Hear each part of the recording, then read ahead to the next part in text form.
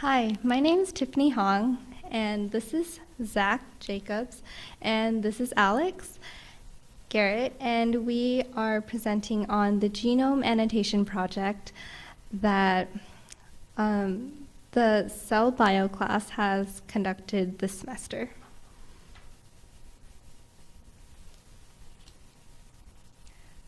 So the central dogma of biology states that DNA codes for RNA, codes for protein. This is important to understand because proteins carry out most important cellular functions in a cell. Genes code for proteins, so understanding genomes can lead to revolutionary discoveries in understanding how cells work. In DNA, sections of nucleotides code for protein that has a specific function. And therefore, understanding the genes help us understand how proteins work. This leads us to the Genome Annotation Project. The Human Genome Project was a project that millions of dollars was spent on to develop technology that could allow us to map these genes. After the Genome Annotation Project was completed, the tools were now available for us to map genomes much easier. So therefore, we started mapping genes of every organism a lot of different organisms. So Salt Lake Community College has adopted the genome of Halogeometricium borinquense each semester, the Cell Bio class has a 50,000 nucleotide segment assigned to each class. And through the semester, we map and annotate the nucleotides. This semester, the gene segment that we mapped was 650,000 to 700,000. By mapping, we create a hypothesis. Here's our gene map from the semester. And by mapping and guessing where the genes are, we create open reading frames. And we do this by finding the start codons that code for a start of a gene. And now I'm going to pass the mic to Zach, which will explain how we have done this project. Okay, so the beauty of this project is a lot of it starts as kind of hypothetical, so we can't really screw it up too bad. But essentially what we get is we map this genome, and it spits out kind of what we believe to be genes that exist in the genome. And our purpose is to then take that information and determine if in fact it is a gene, and if it is, what could it possibly code for. So in this case, each student was assigned 4 to 6 genes to look at. And in this case, we settled on HBOR 07060, which is highlighted here in yellow. What you can see in reference to the other genes that exist on this slide that are highlighted in blue is it's a very large gene, and they're all running in the reverse direction. Part of what we were able to use for this project is something called the GeniAct website. And what GeniAct did was to basically pool all of these resources together in one place where we could then not just hold all of our notes for these genes, but also kind of step by step through this procedure to figure out if in fact these were real genes. So there's multiple modules within the GeniAct website, and the first one that we come to is what's called the BLAST website. And essentially what BLAST does is it allows you to take the amino acid sequence from your proposed gene and compare it with the genes from known species. So in this case, what we took was the very top hit, which means that was the one that our gene compared to the best. And in this case, if you look at the top left, it's histidine kinase for a halobacterium. Now, if you look at kind of a little bit down from that on the left-hand side, you'll see where it says query 33 and subject 109. So they don't match necessarily with location in respect to the gene, but what this is showing us is that the amino acid sequence in comparison to the histidine kinase and Halobacterium is how well it lines up. And what you'll see on that query 33 line is all of the amino acids, and then the subject 109 is the amino acids for the bacterium. In between that, you'll see either a plus, a blank space, or a capital letter. Basically, if you see a capital letter, that's really good because it means that they match up, the amino acids. If you see a plus, it means the amino acids don't necessarily match, but what is there for both of these genes is a very similar amino acid. Another part of the BLAST program is comparing conserved domains. And essentially for a domain, you're looking at the inside of a protein where it's an area that folds up and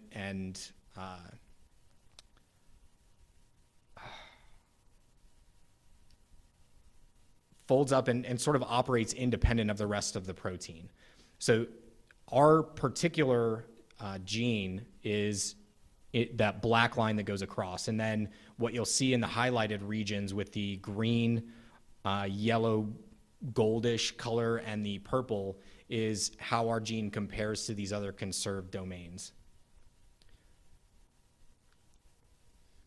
We take all of that data from the BLAST website, and this looks kind of cumbersome, but it's really sort of easy to go through. We selected the 10 top organisms that we found in the BLAST website, comparing all of this information, and we exported it to this, it's called T-Coffee, but essentially what it does is it shows the same idea for 10 different proteins, or excuse me, 10 different genes, to say how well do they line up with the amino acid sequence. So this shows the top line, which you can see is marked with the HBOR 07060, is our gene. So the top line of each of those sections is our gene. And then underneath that is 9 other organisms and how those amino acid sequence line up. What's better than that, though, is you can then export that data to another website that's called WebLogo. And this is a much better website for just looking at, in general, a pictorial view of how well they line up.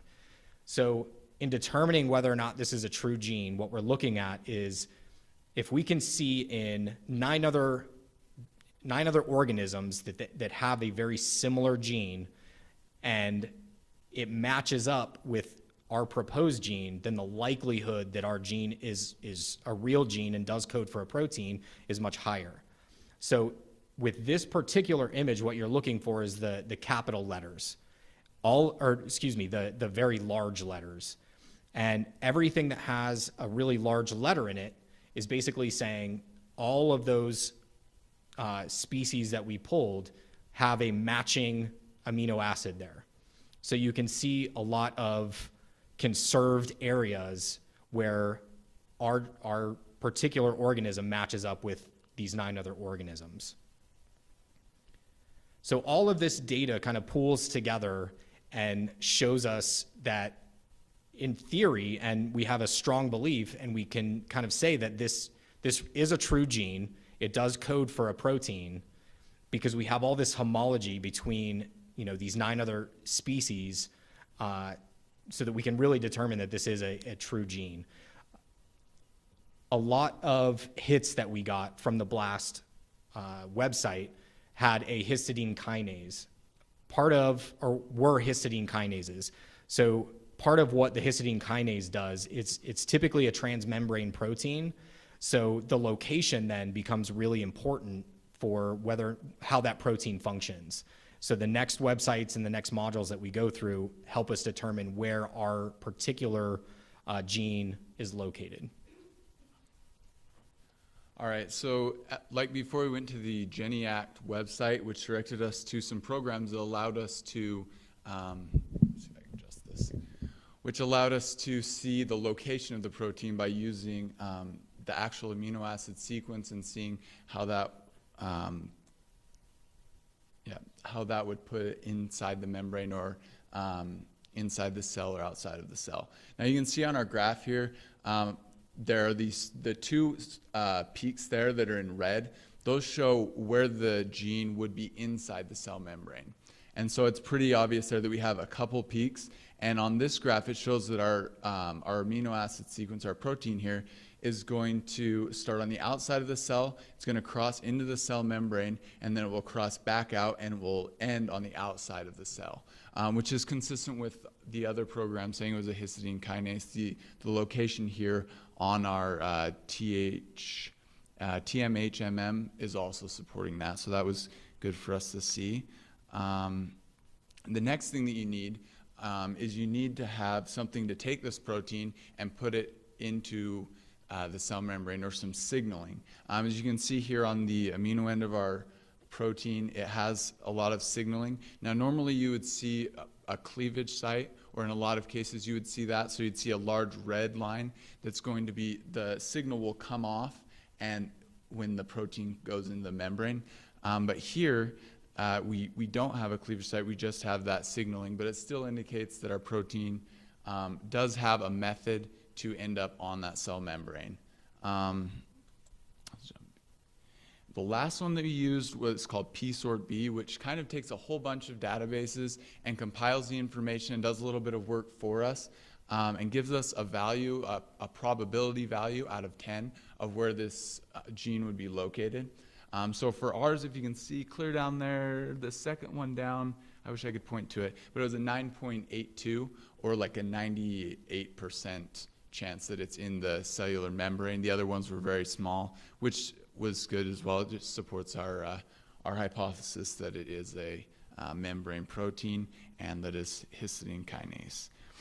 So just to recap what we did, our BLAST was to help us compare multiple amino acid sequences with a lot of different species and prove that it's not just a random amino acid sequence, but that it does appear in multiple species, giving a little bit of credibility. Then we used the web logo to give us a visualization of what we had seen. So the big letters and the small letters allow us to see how conserved it is and in what regions those conserved domains are. And then the signal P and the pSort helped us to determine location of the protein and add some knowledge about where it is. Now this picture right here, this shows a couple different histidine kinase. The two big parts on the edge, they're coming in together with the two loops in the middle, which is where they would dimerize, where they'd interact to perform their function. So the shape and the location of the protein is important and in what it does. So for us, the importance of this, for one thing, it's pretty cool to take something that's so small that you can't even see it and then be able to know what function it performs, what it does inside of the cell, and just do a lot of real science. What we're doing in this project, no one has ever really looked into these genes before. We're the first ones to do it here at SLIC in this organism. And so it's really cool to be able to be part of that process, maybe contribute a little bit to the body of science. And it's not really your average college project where you're just doing something that someone's done already a million times, but that we actually get to contribute to that and to do something new and something that's unique and that can actually be published and used by other people. So we enjoyed doing this project. Hopefully we conveyed it well enough for everyone here. But any questions anyone has for us about this, or want us to go back over something? Yeah. I guess I'll answer. We can go through, but oh yeah. So the favorite process or the favorite part of this process, I would just say at first it was a little bit stressful trying to figure out what everything was, because when we saw it at first, at least I was very confused by a lot of it. But as we went along, our professor was able to help us a little bit, and we were able to see other people's results and kind of draw some conclusions from that. So I think just when you get to a point where you realize that what you're looking at is seen in other things, and you start to see pictures like this of what it might look like, just tiny little thing, but just, I don't know, just that whole realization of knowing what it does. Do you guys want to say anything on that? I'll let one of you guys answer questions too. Any more questions? Yes. Yeah, what does that histidine kinase do? Why is that important for the organism? I think Zach can answer this question the best. So this actually had kind of some cool. Yes, sorry. So the question is, what does a histidine kinase do, and how could that be important? So let me go back here a little bit, because there's, in the interest of time, we kind of skipped over some of this like kind of neat information that we found. So some of this is kind of piecing this information together, and without further experimentation, we can't really say for sure a lot of this stuff. But what we were kind of hypothesizing earlier was, so a histidine kinase phosphorylates and essentially cleaves off or attaches a phosphate group. So what we were looking at here was with the ATPase and the histidine kinase, we were trying to kind of see if it's possible that those might work together, and maybe one, is cleaving off this phosphate group, and the other is sort of reattaching it or taking that phosphate group. So it was kind of a neat thing to, without experimentation, we can't say for sure whether that's it or not, but it was sort of fun to talk about that with Dr. Sperry earlier, and try to put a lot of this information together, and not just, get up here and spit a bunch out, but try to understand really how this might work in a real organism.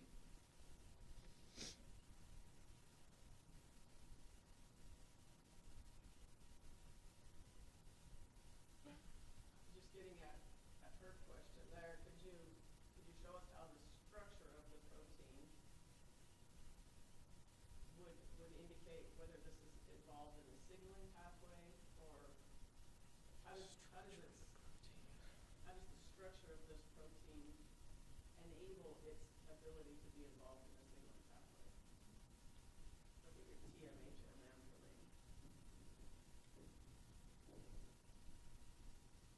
Are you referencing and I'll repeat the question in just one second, but are you referencing like how it interacts with the membrane, and how that would tell us that it is or could in fact be a signal?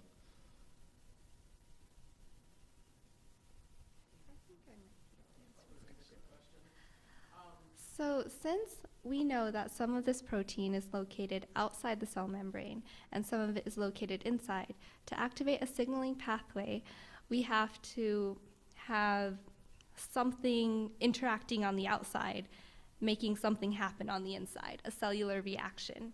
So since